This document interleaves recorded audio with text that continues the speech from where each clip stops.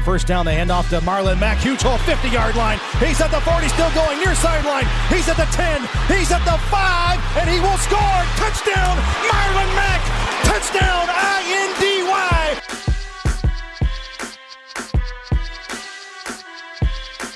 And again, it's picked off. It's Darius Leonard. Leonard with a second INT, and he's streaking down the near sideline. He's at the 40. He's at the 30. He's at the 20. He's going to go. A pick six for the Maniac. Kenny Moore gets to Deshaun Watson. That's a sack for Kenny Moore. Kenny has a pick and now a sack in the game. Horseshoe is back, baby. The horseshoe is back. With 122nd overall pick in the 2020 NFL Draft, the Indianapolis Colts select quarterback Jacob Eason out of Washington. Derek, holy smokes, this is a guy that we thought was projected to the Colts second round. Somehow he falls all the way to the fourth round, 122nd overall. I think I know how we both feel about this. We were talking off air. We're pretty stoked about this pick, especially getting him here in the fourth round. Derek, without further ado, man, just tell us your thoughts here on this Jacob Eason selection here. Yeah, so you guys know how, they ask you the question all the time, if you could be one superhero, who would you be? And like, if you had the traits of a particular superhero, which one would you rather have? Forget superheroes. I want the mind of Chris Ballard, because this dude is just on another level. Holy cow. I am so pumped for this. Guys, let's go into this real quick here. Cody mentioned this, a guy that most people had projected to be in the second round. And you fall all the way to the fourth round at 122. This pick makes absolute sense for a day 3 first pick. This just makes total sense. Jacob Eason out of Washington, 6'6", 227 pounds. I mean, oh my goodness, this is just absolutely crazy to me that he was able to fall this far. Just some quick info here for what we're looking at for Jacob Eason.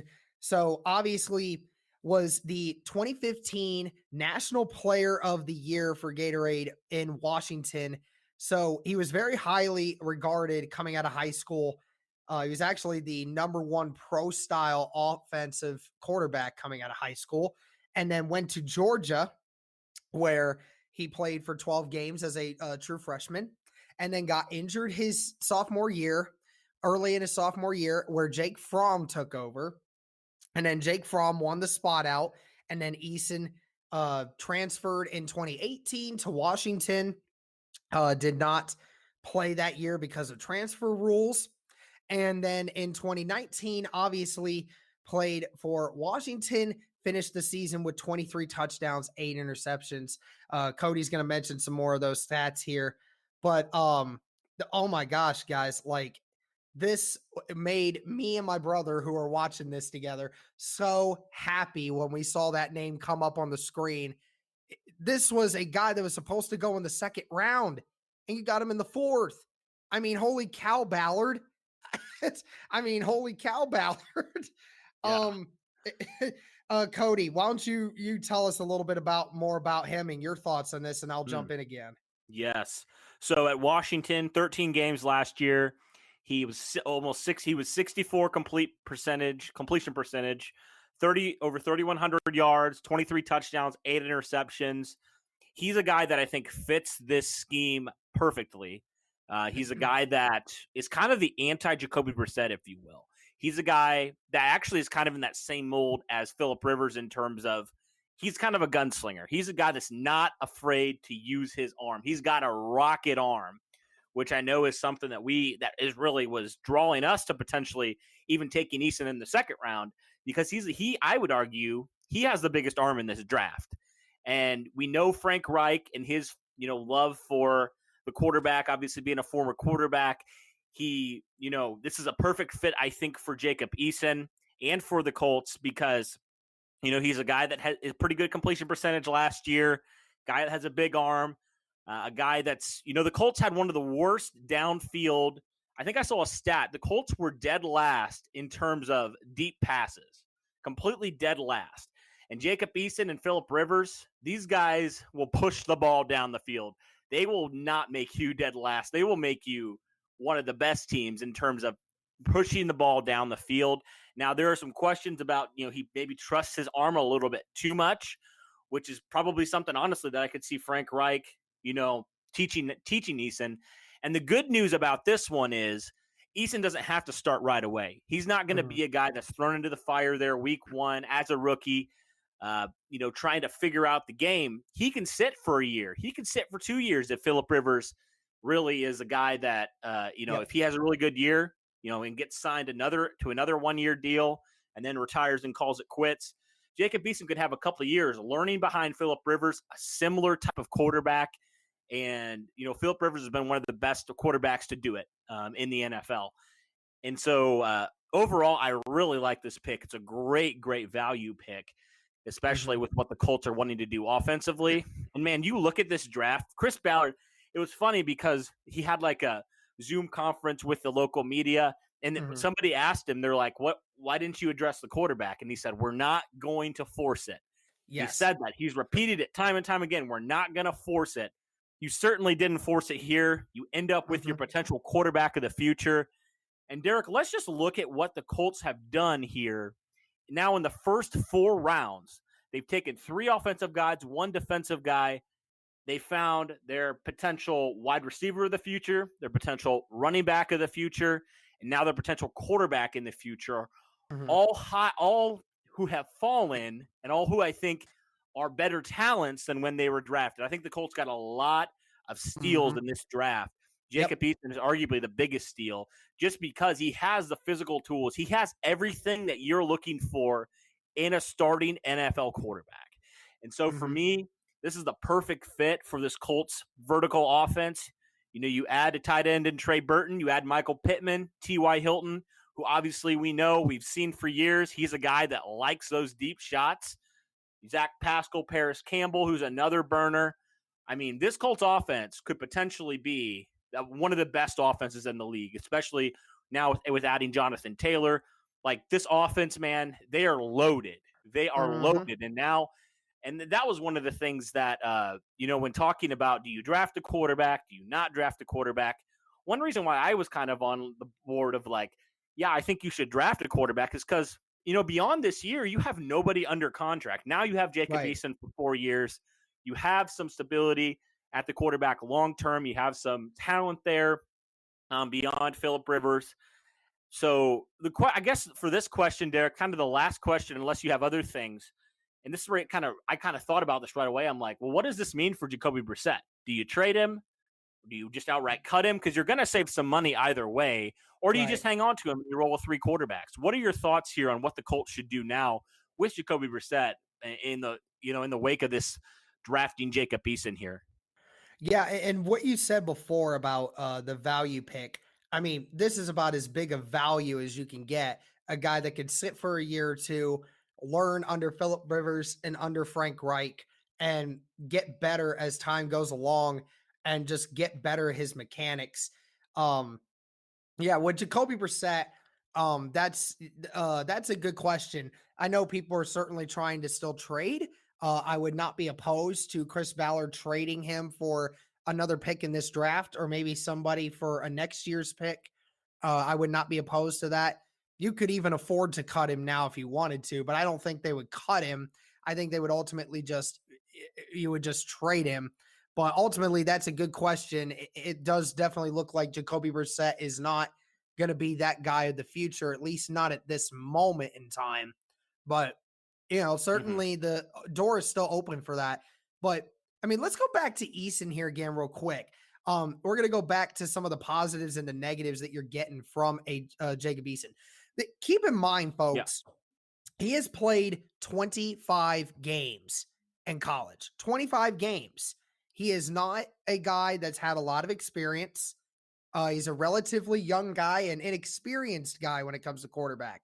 And that's something that we've been saying about Malik Hooker kind of the same thing, relatively inexperienced guy. He's going to need more time to grow, but when he gets to growing, that is going to continue to make him better because as time goes along, he's going to get his mechanics better. But he runs play action really well. He did really well in Washington when it came to play action, which is, again, something that the Colts really want to do because of that rushing attack that they have. Obviously, his willingness and confidence to throw the ball deep and throw it through tight windows because of his arm strength is certainly amazing. He's got great anticipatory throws, certainly great there, but that's also something that you could say about a negative towards him is the overcompensation when it comes to the arm. Of course, any guy that has a big arm is sometimes going to overthrow wide receivers. And sometimes because of his arm, simply because of that, sometimes his mechanics are off. But again, that's something that, Frank Reich and then will certainly address with him. Now, I was hearing from some people saying that he has some potential work ethic issues. I've never seen those, but I've heard some people say that. But I mean, me personally, I think the roster guy contributors talked about this. We talked about it, and they brought up a good point that in this system with Chris Ballard, Frank Reich, accountability and coachability is like something that is much greater here in Indianapolis than it is in some other teams. So if he doesn't make it through here and he doesn't get better and he just isn't willing to put in the work, then he may not ever really be a great pro. That's just ultimately what you could probably think there. But yeah, this is a great situation for him. He's going to end up playing behind a good offensive line whenever he just ends up playing. He's going to have a great offensive-minded coach, a good team around him, a run game that's going to help him out. The wide receiver corps is going to get better. I mean, this is just a great pick. And you mentioned it. Ballard did not force the pick. Eason fell in his lap in the 4th round. That is easily worth that pick. And I can't wait to hear Ballard talk about that later on because I'm certainly interested to see what his thoughts were going through his head when he saw Eason still available at 122. Yeah. Oh, I bet his eyes were popping out of his head, man. He's like, man, we're going to get this guy here. I can't do a Southern accent close to Chris Ballard, but yeah, you kind of look now, Derek, at what the Colts have done in this offseason. So at the beginning of the offseason, there were a lot of holes, right? The Colts finished 7-9. They didn't reach the playoffs after reaching them in 2018. So some of the biggest needs, quarterback, just got Jacob Eason. So you feel that. Got Phillip Rivers. So you doubled down on the quarterback. Wide receiver, Michael Pittman, 34, a guy that's, a big body receiver, great after the catch. He's a perfect fit for this offense. Tight end, you signed Trey Burton for a 1-year deal. Potential guy that could be a good tight end number 2 with Jack Doyle. Defensive tackle, trade for DeForest Buckner. Now you got arguably one of the best 3 techniques in the league. Defensive back, you draft one, you sign a couple, so you address that. Where do you think, Derek, the Colts should be looking here? Because they still have a few more picks here. They have some picks in the 5th round, and they have some other picks. What are some of the last holes you think the Colts should continue to fill? Because I'm kind of thinking potentially some backup offensive linemen, maybe another corner.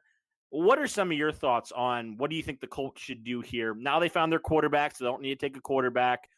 What are your thoughts here, Derek? Yeah, I mean, you have to address offensive line. I think that's something that they're going to do. I wouldn't mind another wide receiver if there's a guy that falls that you could think to grab. Would not mind that at all. But I think that ultimately you have to go offensive line starting now. So that just makes total sense for me. So offensive line, wide receiver, that just seems to me like what they really need to do right now. Mm-hmm. What grade would you give this Eason selection here in the 4th round? Oh, I'm giving this a B+, absolutely. Just to see a potential 2nd round talent fall all the way down to where he was. I think that is just exactly what you wanted was a guy to fall like that with the potential traits to just be a killer on this team. And that's exactly what they're getting out of Eason. I'm going A. So I'm right there with you. I mean, you get a guy that falls 2 rounds to you right into your lap. Perfect pick for me. Even if he doesn't work out, you give yourself potential and you give yourself a quarterback of the future. So love that. Love that. As you can tell, this is probably one of our favorite picks here in the draft in the 4th round. That's why I love the NFL draft, man. No matter if it's the 1st round or the 4th round, you can get exciting players. And so Derek and I are certainly excited for this one. What are your guys' thoughts on Jacob Eason? Do you think he could potentially be the quarterback one of the future? It'll certainly be interesting to see this season and the seasons after what kind of quarterback the Colts got in Washington's Jacob Eason. So for Derek and myself, thank you guys so much for listening. As always, go Colts.